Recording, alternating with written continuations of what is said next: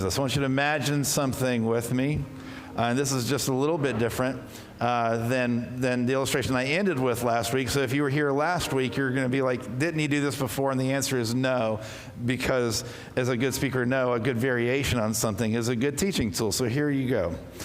Imagine with me that I said, I'd like to have coffee with you this week because I believe the Lord has been speaking to me, and I know what he wants me to do with my life. I've found the meaning of my life. I've found the purpose of my life. And you would say, absolutely, I'll go. Or maybe you won't. Maybe you're mean. But most of you would say, yeah, of course I'll get a coffee. So we go to Starbucks, and we're sitting across the Starbucks, and I after we get our coffee, I get my skinny latte with two little pink packets, and you get whatever inferior drink you get. I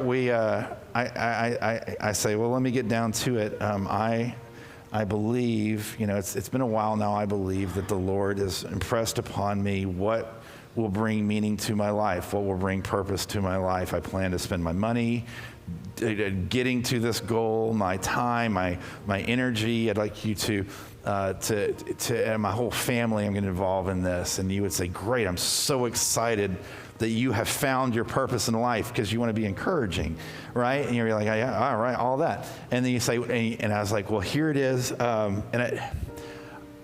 Be honest with me on this. I know I'm 45, going on 46, but I want to have a baby. I want to have a baby. And you would say, we should probably check with Julie first, right? All right, Julie says no, but don't shoot me down so early, woman. And so, but she, 45, she's in her 20s. It's how this.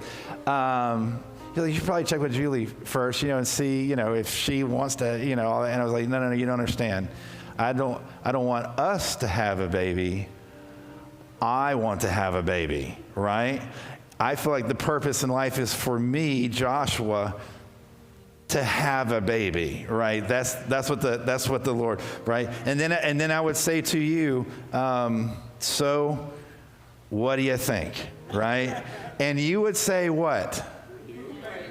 Well, right, right. You'd be like, well, how do I say this, right? And you'd probably be like, okay, this isn't a political statement, and this isn't like a religious moral statement, but you'd be like, I just don't think you have what it takes to have a baby. You're just like, I'm not hating on you. I just don't think that you can't. It's great you can't do that because I, biologically, I don't have what it takes to have a baby. In the same way, Solomon, the guy who wrote this, right? So he says, the words of the teacher, son of David, king of Jerusalem. That's who? Okay, when I say Solomon, I give you the answer, and then I point at you, then you say Solomon. So, okay, the words of the teacher, son of David, king in Jerusalem is who? So fantastic, right? Has a feeling. And his feeling is that life is what? Meaningless. Why does he feel like life is meaningless? Because he takes a look at what we all go through. He looks at life, and he says, he's like, do y'all watch the news? Have y'all woken up before, right? Life beats you down from the moment that you become a semi-adult and probably before that, right? You're always like, adulting is terrible, don't try it, right? He's been through that. He's like, I've been adulting for a while, and I've tried everything. So he says, here's what I want to do. I want to figure out, and here he goes, I applied my mind to what? And to what? By what? And what is he studying, exploring? All that's done under the heavens or under the sun. So here's what he's saying. I'm going to spend my life searching every corner and crevice on earth, which is what it means to be under the sun, in this life, which means under heaven, to see if I can find what brings purpose to life, what brings meaning to life. And here's the deal. Here's what I'm about to tell you. Solomon uniquely had what it took to do this experiment. And conversely, not to bum you out 2 weeks in a row, but this is how it's going, right? Here's the deal. We don't have what it takes. Everyone say, I don't have what it takes. Here's what the deal. You don't have what it takes to conduct this experiment with your life. And I'm going to show you that this morning, because I'm going to show you what it takes and show you that you don't have it. All right? So here's the thing. Solomon had two things. Everyone say two things. He had two things that he had that you don't, that you would need in order to do this experiment. So the first thing that he had is found in this question. I'm going to ask you a question. Imagine you get in your car and you turn on your radio, and instead of like whatever hip-hop station you're listening to, God speaks to you through the radio. And God says this, I'm going to offer you one thing, no questions asked, but by the time you park this car next, you have to tell me what it is. God gives you a blank check. Don't say it out loud, but what would you ask God for if he gave you a blank check? Right. I'm telling you, so when here's the deal. I believe that this is a hard question to be honest with, because I believe the answer that we want to give to this question is not the answer that we believe we should give to this question, right? You following me? Because like if for those of you who are Jesus followers and have been around for a while, the question that we believe we should be like, I want everyone to be saved, and I want the gospel to go out, all that, and Bibles for everyone, well, right? But what we really want, right? I would think 50% of us would go for money, right? Right, 50% of us are going for money. I think another 25% is going to go for like a relationship of some kind. I'd like a husband, I'd like a wife, I'd like a boyfriend, I'd like a girlfriend, I'd like kids. I haven't been able to have kids, whatever. A different husband. I don't know, right? You'd be like, that's what you would pray for. That's what you would pray for, right? I think another 25% of us, the achievers in the room, the Enneagram 3s in the room, would be like, I would like my business to be successful. I like my education to be, the work of my hands just make me wildly successful, so my name is written in the business books. And then the other annoying 5% would give like the beauty queen answer, be like, I would like world peace. We're like, no, you don't. You don't care about that. You're just trying to be cool. Yeah, I'm just being honest, right? That's just the way it is. Here's the deal. Here's what's cool. Solomon, right, son of David, king of Jerusalem, had this happen to him. Right? In 1 Kings chapter 3, it says, the Lord appeared to Solomon during the night in a dream, and God said what? Ask for whatever you want me to give you. He says, here's your blank check. Ask for what you want me to give you. And Solomon says, look, you've made me king. I've got this, look, I'm a young dude. I really don't know what I'm doing. You've put me in charge of a lot of people, your people. That's a lot of people out there. And I am freaking out. And so it says, Solomon said, please make me what? And do what? The difference between what? So God offered him anything, and Solomon asked for what? Wisdom. Famously asked for wisdom. So here's the deal. Solomon had two things. If you're going to conduct the where can I find meaning in life? Where can I find purpose in life? You need two things. The first thing that Solomon had that you don't is Solomon had exclusive wisdom. Everyone say exclusive wisdom. Now here's the deal. Hear me correctly, because I don't want you to write me this question in Grace Unfiltered. I'm not saying you're not wise. I'm not saying you don't have Holy Spirit inspired wisdom. I'm just saying you're not Solomon. That's all I'm saying, right? Wisest person to ever walk the planet? Jesus of Nazareth. Next to him, Solomon, right? So you're at least in third. Let's just put you in third. You're in third. You're a great third, right? But you're not second. So he beat you. Solomon had this specially given, world famous, to this day wisdom. We're reading his books. We're reading his poetry. We're living our lives around the words that he said. So we're going to give that to him. The second thing, and this is like, I'm telling you, like I'm about to mess with y'all. And I love to mess with y'all. So I'm about to mess with y'all. Because Solomon had exclusive wisdom, and he had endless opportunities. Everyone say endless opportunities. Because here's the deal. if you're going to figure out what can bring meaning, what can bring purpose here on earth, you have to have the ability to search everywhere, to search everything. Because if you don't, if you have limits, how would you know that meaning is not right on the other side of that limit? If you had this, you have to be able to do whatever you want, whenever you want, however you want. Otherwise, how would you know? Let me show you what I mean, and this is fun. The first thing is this: Solomon had endless money. Everyone say endless money. All right, so he was a king, right? He had gold and silver and the treasure of kings and princes. He's famously one of the richest people that ever lived. And I'm going to do a little math for you just to show you what we're talking about. So most of you guys can get, I think, the answer to the first question, but who is the richest person in the world right now? It's who? Bezos. Jeff Bezos. Jeff Bezos is the richest person in the world right now. He has... Yeah, Elon's a good guess. Gold star for Ted.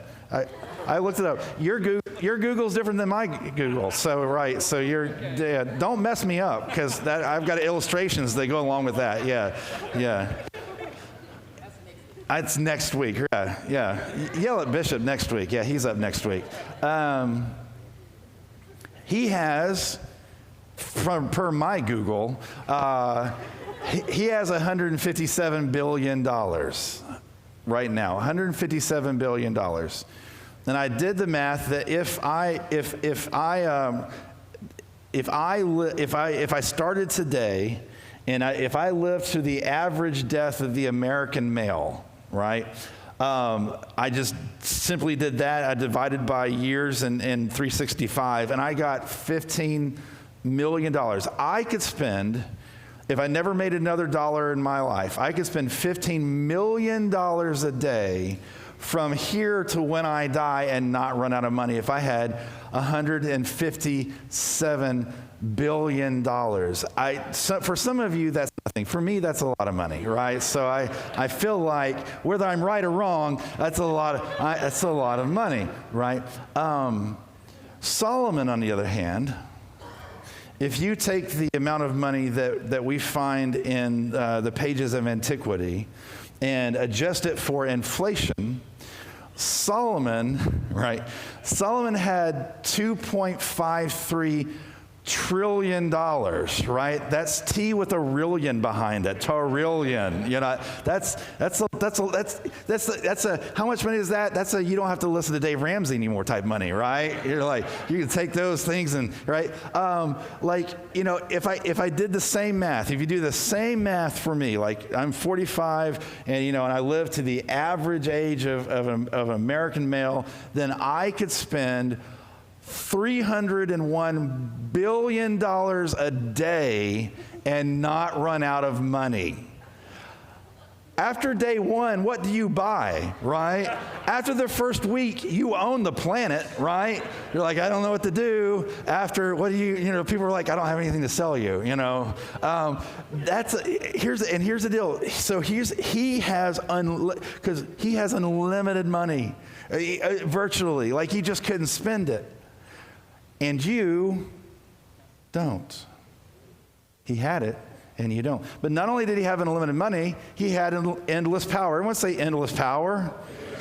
So here's the deal. Imagine with me that after church right here, and this is a trick question. I'm going to get you, most of you on this question. So hear the question correctly.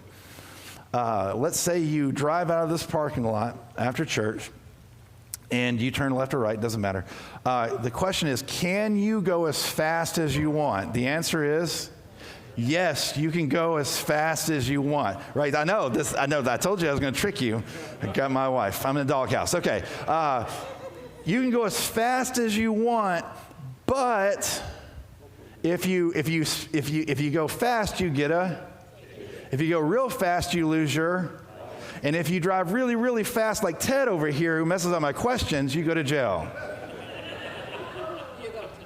Right? Because you can't do whatever you want, because there are consequences to your act. Not only can't you not do whatever you want, our government can't do whatever. It might seem like our government can do whatever they want, right? But the president can't do whatever he wants because he has checks and balances with the Congress. And then the Congress has checks and balances with the judicial system. The judicial system has checks and balances, right, all the way around. Like our it's not just individually, we collectively we just can't do whatever we want. Solomon was a what? King. And he was the type of king that could do whatever he wanted, whenever he wanted, and however he wanted. Just to prove the point, Solomon's daddy, David, on one occasion, was out during the summertime getting his vitamin D and saw a naked hottie on the roof, right? I'm not judging. I've never seen naked hotties on roofs. So I've seen a lot of roofs in my neighborhood. No naked people on top, right? But he's looking over there and he's like, there's a naked hottie. And he's like, I want to get that. They're like, she's married. He's like, well, kill that. I'm going to get that, right? And after he kills that, gets that, has a baby, right? Ain't nobody say nothing, right? Other than David, and David's like, well, I might, or Nathan, and Prophet Nathan's like, I might get killed for this, right? It's like, and then no one will say nothing, right? He could do whatever he wanted, whenever he wanted, however he wanted. He could get on a canter and go a bazillion miles an hour, kill 100 people, and be like, oh, okay, that's King Solomon. He had endless power, and you don't. Some of y'all are good Christians. And you're like, well, I know, Josh, that we shouldn't be going after money, and I know that we shouldn't be going after power. But what I would really like is I just want to have that relationship that and that's not, here's the deal. Solomon had endless romance. Everyone say endless romance, right? Because here's endless romance. Here's the deal. You guys know it. In this passage, it says, Ecclesiastes 2:8, it says, I acquired a what? Harem. Kids, ask what your parents is on the way home. It's the delights of a man's heart. He had how many wives? How many concubines did he have? Right, so if I did this math correctly,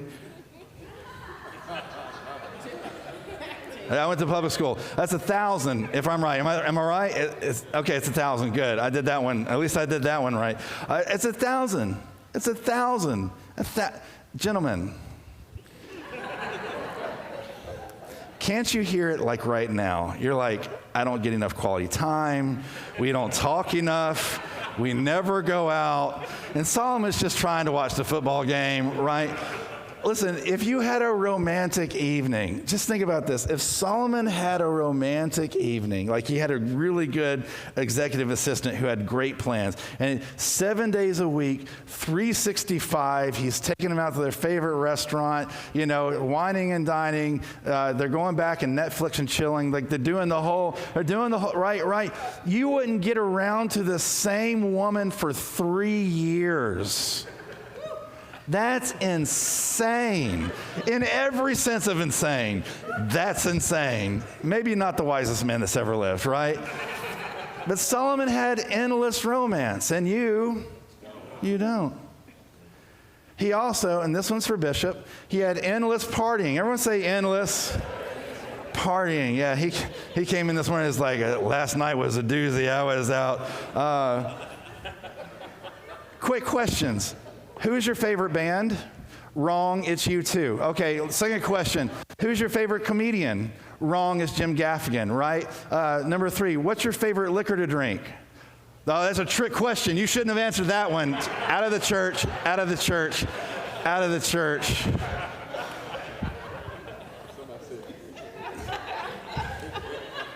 The correct answer is rye whiskey, by the way. So that's the correct answer. But Solomon said, look, I'm going to test meaning in life, because he's testing everything. I'm going to test meaning in life with pleasure. He tried laughter. He tried wine. He tried to embrace folly, which means he got smashed, right? And he had a lampshade on his head, and he didn't know his name, right? He acquired male and female singers. He had $301 billion a day to spend. He got the best bands out there. Beyonce and Taylor Swift are coming in and they're doing combo concerts every night, because he could do that. And he said, it's meaningless. And some of y'all are like, preach it, Pastor Josh. Preach it. I have been in church. Those material things will let you down. Those physical pleasures will let you down. What life is all about is leaving something for the next generation, achieving something, making something of yourself and self-improvement. And he's like, I've done that too, because Solomon had endless achievement. Everyone say endless achievement. Below, you listening? Good. All right. It's my best friend. I can say that. Ecclesiastes says, Solomon says, I undertook great projects. I built houses for myself. I planted vineyards. I made gardens. I made parks, fruit trees. I guess that's important. Reservoirs, right? Dude built Solomon's, like it's got his name on it on the front and like big neon. It's like Solomon's temple, right? One of the ancient 7 wonders of the world. He's built stuff that is still around today that you can go visit. Think about it. For you to match that, you would have to make something and build something that will still be around in 5023. That is a long time, right? And not only that, just to make sure, he also had endless self-improvement. Everyone say endless self-improvement. Right? This is help part of the book story. He said, when I applied myself to understanding of wisdom, he did this giant grand experiment. He looked everywhere, up, down, left, right, BA, select, start. Some of y'all know what I'm talking about, right? Listen, Solomon wrote books that we're still reading. Solomon wrote poems that we're still being moved by. Solomon wrote proverbial sayings that the Western world is still, we still organize ourselves around them. And he wrote the Song of Solomon, which is still banned in like 37 states, right? It's just like, and all that to say, like, what I wanted to do is overwhelm you with just part of what he talks about in Ecclesiastes to make this point. We don't have what it takes. Say, I don't have what it takes. You don't have what it takes to conduct the meaning of experiment with our lives, but most of us will try anyway. Most of us are going to try anyway.